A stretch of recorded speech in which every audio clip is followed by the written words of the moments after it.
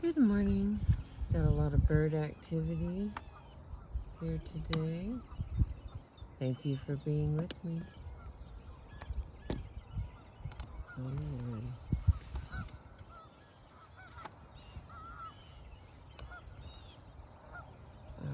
I think that's gonna hold for a minute.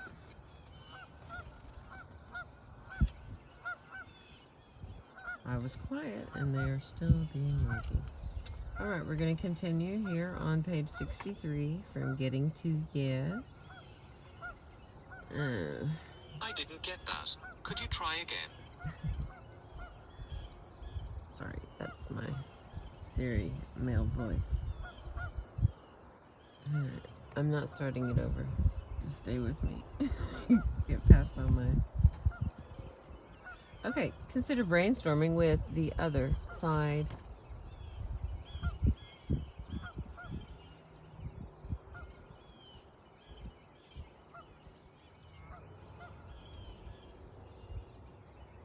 There we go. Although more difficult than brainstorming with your own side, brainstorming with people from the other side can also prove extremely valuable. It is more difficult because of the increased risk that you will say something that prejudices your interests despite the rules established for a brainstorming session. You may disclose confidential information inadvertently or lead the other side to mistake an option you devise for an offer.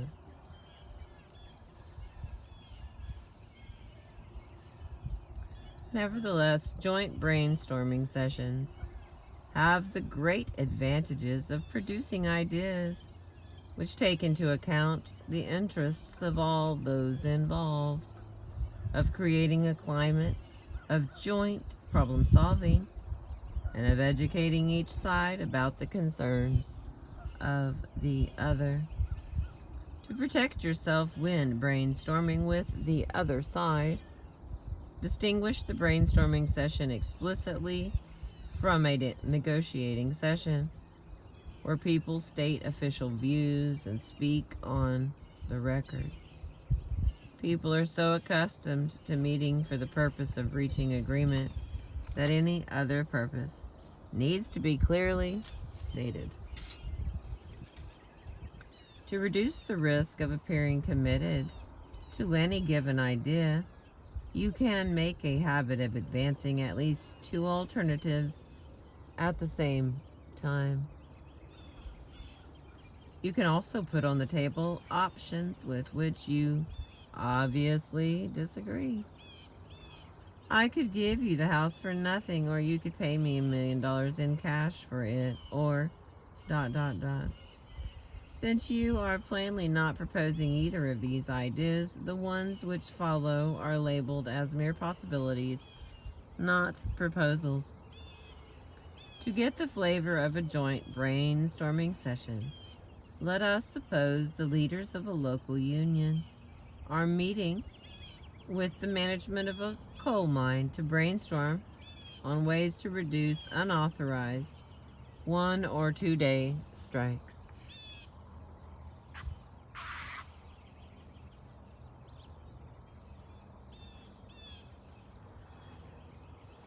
Ten people, 5 from each side, are present, sitting around a table facing a board.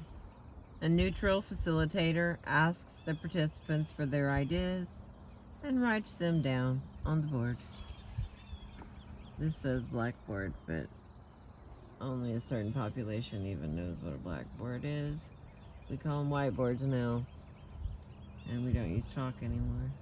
But any kind of board, or on the screen, or on the computer, or whatever. This book is also older, so. Okay, so here's a little,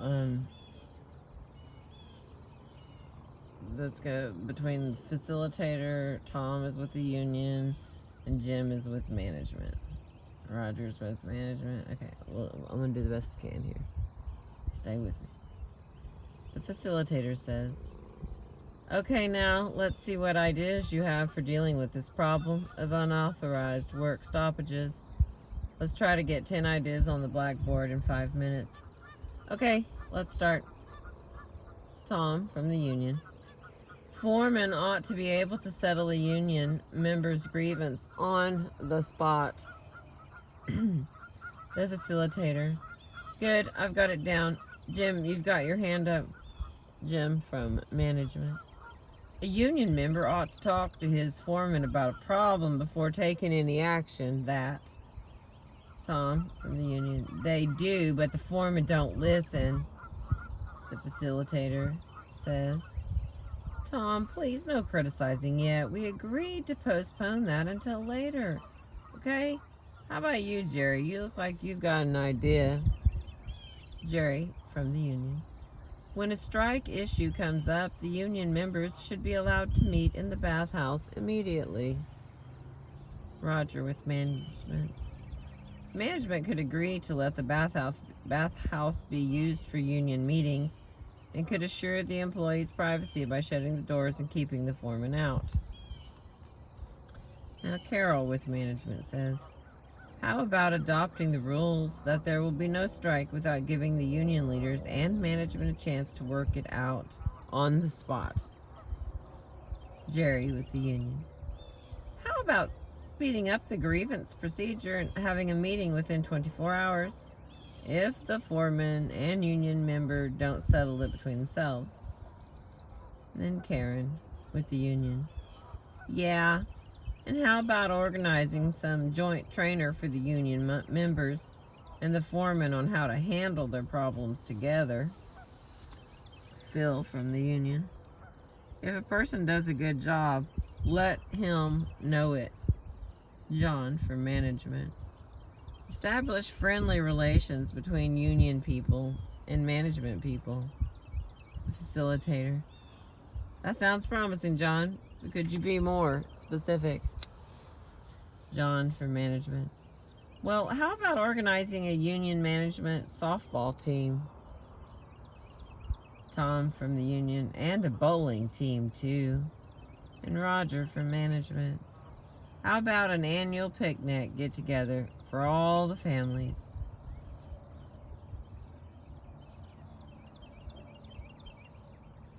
And on it goes. As the participants brainstorm lots of ideas, many of the ideas might never have come up except in such a brainstorming session, and some of them may prove effective in reducing unauthorized strikes. Time spent brainstorming together is surely among the best spent time in negotiation.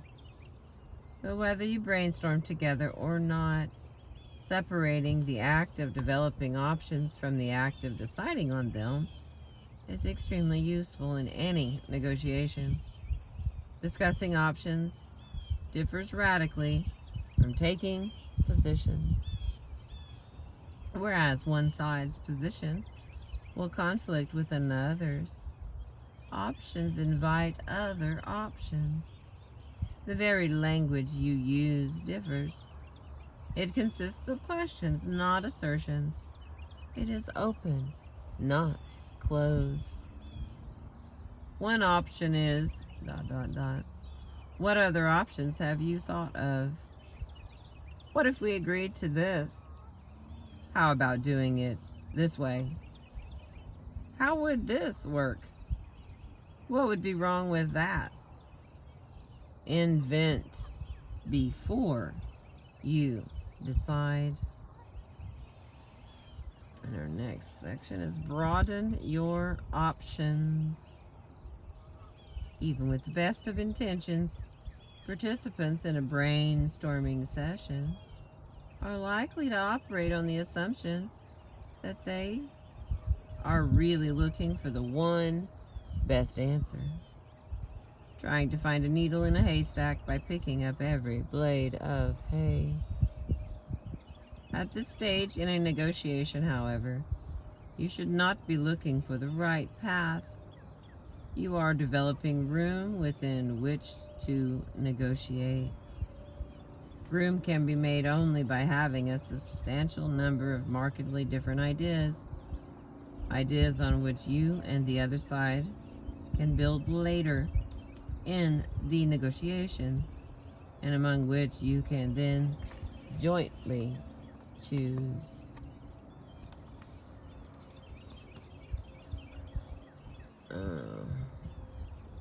A vintner making a fine wine chooses his grapes from a number of varieties.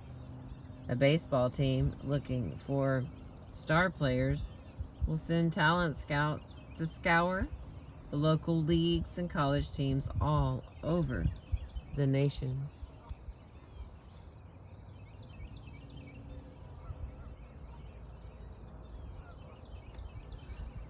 The same principle applies to negotiation. The key to wise decision making, whether in wine making, baseball, or negotiation, lies in selecting from a great number and variety of options. If you were asked who should receive the Nobel Peace Prize this year, you would do well to answer, well, let's think about it, and generate a list of about 100 names from diplomacy, business, journalism, religion, law, agriculture, politics, academia, medicine, and other fields, making sure to dream up a lot of wild ideas. You would almost certainly end up with a better decision this way than if you tried to decide right from the start. A brainstorming session frees people to think creatively. Once freed, they need ways to think about their problems and to generate constructive solutions. Multiply options by shutting Multiply options by shuttling between the specific and the general. This is the circle chart. The task of inventing options involves 4 types of thinking. One is thinking about a particular problem, the factual situation that you dislike, for example, a smelly, polluted river that runs by your land. The second type of thinking is descriptive analysis. You diagnose an existing situation in general terms. You sort problems into categories and tentatively suggest causes. The river water may have a high content of various chemicals or too little oxygen. You may suspect various upstream industrial plants. The third type of thinking, again in general terms, is to consider what ought, perhaps, to be done. Given the diagnosis you have made, you look for prescriptions that theory may suggest, such as reducing chemical effluent, reducing diversions of water, or bringing fresh water from some other river. That's funny, I never thought of that one. The fourth and final type of thinking is to come up with some specific and feasible suggestions for action. Who might do what tomorrow to put one of these general approaches into practice? For instance, the State Environmental Agency might order an upstream industry to limit the quantity of chemical discharge. The circle chart on the next page illustrates these 4 types of thinking and suggests them as steps to be taken in sequence. If all goes well, the specific action invented in this way will, if adopted, deal with your original problem. The circle chart provides an easy way of using one good idea to generate others. With one useful action idea before you, or a group of you who are brainstorming, can go back and try to identify the general approach, of which the action idea is merely one application. You can then think up other action ideas that would apply the same general approach to the real world. Similarly, you can go back one step further and ask, if this theoretical approach appears useful, what is the diagnosis behind it? Having articulated a diagnosis, you can generate other approaches for dealing with the problem, analyzed in that way, and then look for actions putting these new approaches into practice. One good option on the table thus opens the door to asking about the theory that makes this option good, and then using that theory to invent more options. An example may illustrate the process. In dealing with the conflict over Northern Ireland, one idea might be to have Catholic and Protestant teachers prepare a common workbook on the history of Northern Ireland for use in the primary grades of both school systems. The book would present Northern Irish history as seen from different points of view, and give the children exercises that involve role-playing and putting themselves in other people's shoes. To generate more ideas, you might start with this action suggestion, and then search out the theoretical approach that underlies it. You might find such general propositions as, there should be some common educational content in the two school systems.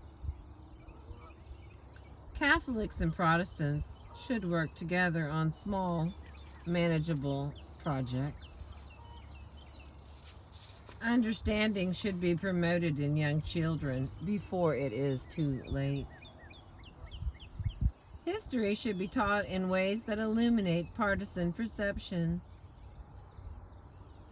Working with such theory, you may be able to invent additional action suggestions, such as a joint Catholic and Protestant film project that presents the history of Northern Ireland as seen through different eyes. Other action ideas might be teacher exchange programs or some common classes for primary age children in the two systems. Alright, here is the circle chart. All I gotta do is make it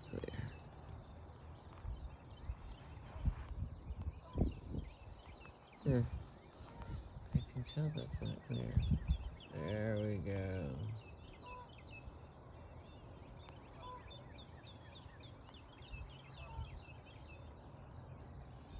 Sure, I got that.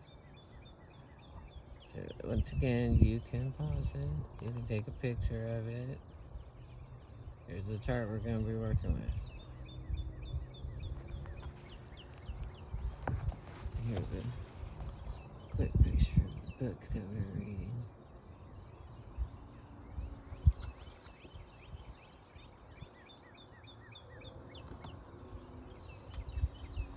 Okay, I'm gonna stop there. I think I can fit the last of it in the end. Well, the next part in the same chapter on page 69 here is look through the eyes of different experts.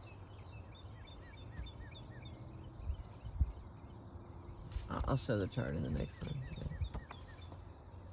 I've been reading from Getting to Yes by Roger Fisher, William Ury, and Bruce Patton. I appreciate you.